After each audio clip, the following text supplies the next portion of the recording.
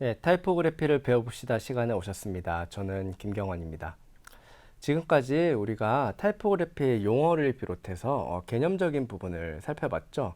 그래서 이 시간부터 4차 시에 거쳐서 타이포그래피에서 다루는 간격에 대해서 얘기를 해볼 건데요. 간격이라고 하면 특정한 특히 작은 대상들의 그 사이의 공간 차이를 말한다고 할 수 있겠죠. 그래서 타이포그래피에서 이런 간격이 어떤 의미를 갖는지, 특히 오늘은 커닝과 트래킹이라는 용어를 중심으로 살펴보도록 하겠습니다. 타이포그래피는 수많은 점들 사이의 관계, 그리고 그 간격들이 균형을 이루거나 대비를 이루는 공간에 대해서 이렇게 고민하는 행위라고 약간 다소 철학적으로 얘기를 해볼 수 있을 것 같은데요. 이 글자 간격이라는 것, 그러니까 특히 우리가 자간이라고 얘기하는 그런 글자 간격들을 조절하는 것은 낱글자와 낱글자 사이의 간격을 말하죠. 그래서 지금 그림에서 보는 것과 같이 이 블럭으로 표현된 이런 글자들 사이에 공간을 우리가 고민을 하는 건데요. 이런 공간에 대해서 대비를 이루거나 아니면은 어떤 균형을 이루는 그런 간격의 개념을 이해한다면 우리가 타이포그래피를 조금 더 효율적으로 활용할 수 있을 것 같습니다. 그래서 자간을 조절을 한다는 의미는 크게 세 가지의 개념으로 우리가 살펴볼 수 있습니다. 첫 번째는 레터 스페이싱인데요. 낱글자 낱글자 사이의 간격을 말한다고 했잖아요. 그래서 그 낱글자 하나를 레터라고 했을 때 그 레터들 사이에 스페이싱을 조절하는 것들 개념이라고 할 수 있겠죠. 아주 기본적인 개념일 거고, 근데 우리가 주로 많이 사용하는 용어 개념들은 트래킹과 커닝이에요. 그래서 트래킹하고 커닝에 대해서 한번 하나씩 살펴보도록 하겠습니다. 커닝이라고 하는 것은 글자의 모양 때문에 활자가 고르게 배열되지 않는 것처럼 보이는 것, 시각적으로 그렇게 보이지 않는 거죠. 구조적으로는 문제가 없는데 시각적으로 고르지 않아 보이는 그런 것들을 얘기하는데, 특히 로만 알파벳에서 글자 모양에 따라 적당한 간격을 두게 해서 조절하는 것을 커닝이라고 합니다. 그러니까 시각적 보정을 하는 것이죠. 그래서 시각적으로 매끄럽게 보이게 의도적으로 만드는 것을 얘기하는데요. 우리가 커닝을 얘기하려면 역사적인 배경으로 먼저 살펴서 들어가 봐야 돼요. 그래서 글자 사이를 조절하는데 이제 중요한 개념으로 커닝에서 이제 활판인쇄에서 얘기하는 이 납활자를, 금속 활자를 먼저 얘기해 볼 수 있는데요. 이렇게 보면은 금속 활자에서 활자 면하고 활자 틀이 있죠. 그래서 네모 블럭으로 보이는 부분이 활자 틀이고, 이제 잉크가 묻는 부분, 볼록 튀어나온 부분을 활자 면이라고 하는데, 이 블록이 이렇게 구조적으로 딱 이렇게 물리적으로 짜여져 있기 때문에 글자 사이를 넓힌다는 것은, 그러니까 금속 활자 시대에 글자 사이를 넓힌다는 것은 그 사이에 어떤 분각, 블럭을 넣어서 이렇게 공간을 넓혀주면 가능하겠죠. 근데 이것을 마이너스로 좁힌다는 것은 물리적으로 어려운 일이라고, 불가능한 일이라고 할 수 있을 것 같아요. 그래서 이것들을 이제 극복하기 위해서 커닝이라고 되는 이런 글자 형태, 그러니까 나팔자 형태를 하나 만들었는데요. 요 볼록 튀어나온 부분, 요 부분을 컨이라고 얘기를 했습니다. 그래서 컨이 있는 활자를 사용한다고 표현을 한 거죠. 왜냐하면 글자 사이를 조금 전에 얘기했듯이 글자 사이를 좁힌다는 것이 물리적으로 불가능했기 때문에 이런 것들을 별도로 디자인을 해서 글자가 갖고 있는 여백을 마이너스로 이렇게 적용할 수 있는 그런 형태를 만들어낸 거죠. 그래서 예를 들어서 지금 보시는 T와 같은 경우, 그리고 어센더가 없는 소문자 AOE 같은 경우가 이렇게 만났을 때 그런 커닝이 필요한 상황이 벌어집니다. 지금 보시면은 두 개의 A와 T가 만났을 때 A하고 T 사이에는 공간이 이렇게 시각적으로 조정이 필요하기 때문에 커는 이제 활자면이 벗어나서 튀어나와 있는 부분인데, 이 부분이 옆에 있는 활자면으로 넘어 들어와서 튀어나온 컨이 두 개가 만났을 때 비로소 이렇게 우리가 마이너스 자간으로 조절하는 이런 형태를 구성할 수 있게 되는 거죠. 그래서 나팔자 시대 때는 이런 물리적인 이런 것들을 썼는데, 이때 사용했던 커닝이라는 말이 지금까지 유래가 돼서 글자 사이 간격을 조절할 때 커닝이라는 말을 용어로 사용하는 것으로 정착된 겁니다. 그래서 대표적으로 이제 A와 T와 같은 경우, 그러면 T와 Y 같은 것과 A가 만났을 때 글자 조합에서 커닝이 필요한 상황이 벌어지죠. 그래서 그런 조합들을 지금 A와 T와 같은 이런 조합들을 글자쌍 커닝 페어라고 불렀고, 이런 경우에 대체로 이제 글자꼴이 디자이너들이 특정 글자꼴이 만날 때마다 그런 것들을 세밀하게 조절할 수 있도록 이렇게 활용을 했던 거죠. 지금 왼쪽에 네모 블록에서 보시는 것처럼 디지털 환경에서 마이너스 자간을 준다는 것은 과거에 나팔자 시대 때 이렇게 컨을 줬다는 것을 설정했던 것을 의미한다고 할 수 있습니다. 그래서 지금 보시는 예시 T와 A와 대문자 A와 대문자 V가 만났을 때처럼 커닝 페어가 생겨났을 때 컨이 필요한 특정 글자 조합들을 우리가 조합해 볼 수 있겠죠. 그래서 지금 밑에 있는 글자들의 조합하고 비교를 해봤을 때 시각적으로 보면은 공간의 차이가 이렇게 느껴지는 거예요. 그래서 조형적인 배경으로 다시 살펴보면 A하고 V, T하고 소문자 A가 만났을 때 공간이 밑에 MU나 NI가 만났을 때 공간보다 시각적으로 넓어 보이는 시각적 공간 차이를 보입니다.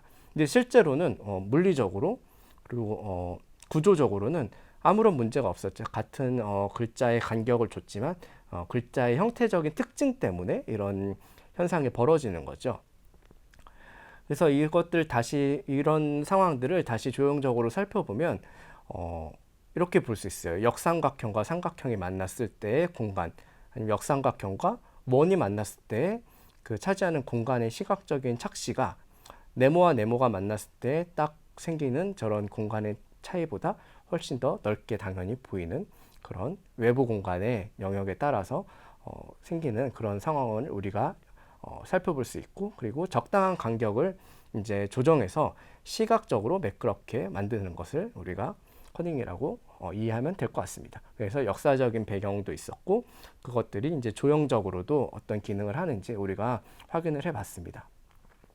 V와 A 커닝 페어가 만났을 때 커닝을 조절을 하면은 아래와 같이 이렇게 조절이 되는데요. 이런 예시들을 낱말을 이렇게 하나 작성해 보면 그 공간적인 차이를 분명히 알 수가 있죠. 그래서 시각적으로도 어색해서 선을 하나 그어봤더니 water 위에 있는 글자의 자간값은 세 개가 다 동일하지만 커닝을 조절한 것은 맨 아래쪽이라고, 가운데 있는 것, 이게 커닝이 조절된 거고, 아래쪽은 이제 자간을 넓혔는데 커닝이 조절이 돼서 위에서 커닝이 조절이 되지 않은 것과 비교해 봤을 때 얼마나 균일하게 이것들이 시각적으로 배치가 됐는지를 우리가 파악할 수 있는 것 같습니다. 그래서 커닝이 적용이 된 것, 적용이 안 된 것, 그리고 넓은 자간으로 했을 때, 그러니까 커닝이 적용 안 된 것처럼 보일 수는 있지만 넓은 자간으로 적용했을 때 균일하게 이렇게 설정된 것은 분명히 차이가 있다는 것. 그래서 커닝이 적용이 안 된 것이 자간이 넓어서 그런 것이 아니고 그런 미세한 조절 값이 설정이 되지 않았기 때문에 나타나는 현상이라고 볼 수 있습니다.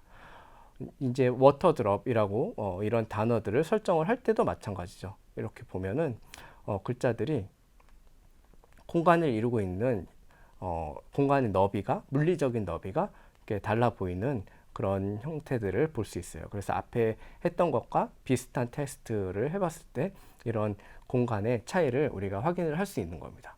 그 다음에 또 이제 글자 간격에서 찾아볼 수 있는 내용 중에 하나는 글자 간격에서 글자들의 조합된 인상을 볼 수 있는데요. 이제 노멀 트래킹, 그래서 트래킹의 개념이 여기서 출발을 합니다. 그래서 트래킹이라는 것은 낮자들의 간격이 아니고 전체 그 낱말이나 글줄의 흐름에 따라서 이제 간격을 조절을 하는 것을 말하는데요. 지금 노멀 트래킹과 루즈 트래킹, 그러니까 루즈 트래킹이란 건 플러스 자간인 거고, 노멀 트래킹은 애초에 폰트에서 글꼴에서 적용되어 있는 기본 자간이 적용되어 있는 것을, 글자 간격이 적용되어 있는 것을 말하는데, 이렇게 글자의 두께나 스타일에 따라서 인상, 그러니까 그 밀집도의 느낌이 달라지고 가독되는 형식이 달라지는 것을 알 수 있습니다. 그리고 특히 이제 로만 알파벳 같은 경우에는 대문자로 변화했을 때 이제 대문자가 그 엑사이트가 이제 꽉 차게 되죠. 엑사이트 위로 높아지니까 높이가 다 일정하게 되면서 좀 더 소문자에 대비했을 때 블럭의 형태를 이루게 됩니다. 그래서 블럭의 형태를 이루면서 이런 글자들의 간격, 글자 간격, 낮자들의 간격이 넓어지거나 노멀이거나 좁혀지는 것에 따라서 굵기에 따라서 또 다른 인상을 주는 것이죠.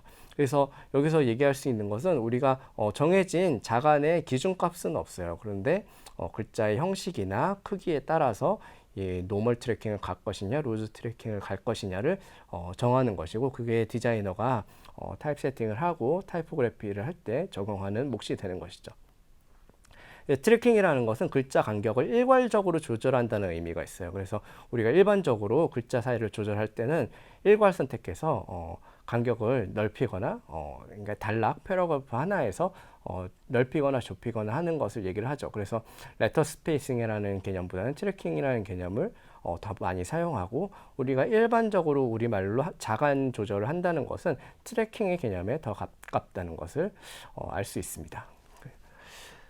그래서 이런 것들은 이제 글줄이 이렇게 나타났을 때의 예로 보면은 노멀 트래킹일 때는 이러한 형태를 이루게 되죠. 그래서 단어가 이렇게 일정하게 이렇게 배치가 되고 타입 세팅이 돼서 문서에 적용이 된 것을 우리가 지금 여기서 확인을 할 수가 있는데요. 이것을 타이트하게 줄여보면 조금씩 바뀌는 것을 확인할 수가 있어요. 그렇죠? 좀 더 타이트하게 줄여보면 글줄이 좀 더 밀집되면서 단락이 더 압축되고 글줄이 올라가고 이렇게 더 많은 글자들이 들어가죠. 그래서 전체적인 이런 문서들도 그런 자간의 트래킹의 적용 여부에 따라서 글자들의 짜임새가 굉장히 달라지고 그리고 인상이 굉장히 많이 바뀔 수 있다는 것을 알 수 있습니다. 한글도 마찬가지예요. 한글도 좀 더 디테일한 부분과 이런 것들을 설정하는 값에 대해서 하나씩 더 살펴보게 될 건데, 그 전에 우리가 이런 이미지를 봤을 때 어떤 상황인가, 노멀 트래킹일 때, 좀 더 타이트 됐을 때, 좀 더 타이트 됐을 때 어떤 인상을 가지게 되고 우리가 디자인할 때 어떤 식으로 적용을 할 수 있는지, 이것들을 타이포그래피의 짜임새라고 하고, 그 니트에서 아니면 패브릭들이 각각의 실들이 짜임새를 구조를 가지게 되는 것처럼 이런 글자 낮자 하나들의 간격을 조절을 했을 때, 그리고 뭐 자간, 행간 이런 것들이 균일하게 구조를 이루었을 때 이 타이포그래피의 짜임새가 잘 짜여졌다 아니면은 좀 덜하다는 것을 우리가 확인하면서 알 수가 있습니다. 그래서 오늘의 강의를 간단하게 요약을 해보면, 커닝과 트래킹의 개념, 특히 커닝 같은 경우에는 한글보다는 이제 로만 알파벳에서 많이 쓰이고, 그리고 커닝이 필요한 특정 커닝 페어가 있을 때 그런 글자들의 시각적인 보정을 하는 것을 커닝이라고 하고, 트래킹 같은 경우에는 글자들이 이렇게 덩어리로 이렇게 적었을 때 우리가 글줄을 한 번에 정리를 하고 자간을 조절을 할 때 일정하게 일괄 선택해서 간격을 넓히거나 조절하는 것을 트래킹이라고 하기 때문에 자간을 조절한다는 개념은 트래킹의 개념으로 더 많이 활용된다는 것을 설명을 했습니다. 그래서 이런 것들이 각 글자에 개별적으로 조절할 때보다 글자 디자이너가 폰트를 디자인한 디자이너가 세심하게 글자 간격을 규정해 놓은 것을 최소한 존중을 하면서 우리가 시각적으로 상황에 따라서, 그리고 판면이나 아니면 화면, 지면의 공간의 그 특징에 따라서, 그 여백에 따라서 이런 것들을 조절할 수 있는 안목을 키우는 것이 가장 중요할 것 같고요. 그런 것들을 조절하는 아주 기본적인 시작점이 트래킹과 커닝을 통해서 자간을 조절하는 값이라고 할 수 있을 것 같습니다. 그러면은 이어지는 튜토리얼에서 실제 디자인에 어떻게 적용되는지, 그리고 활용할 수 있는지 살펴볼 수 있도록 하겠습니다. 오늘 이론 수업은 여기까지 진행하도록 하겠습니다.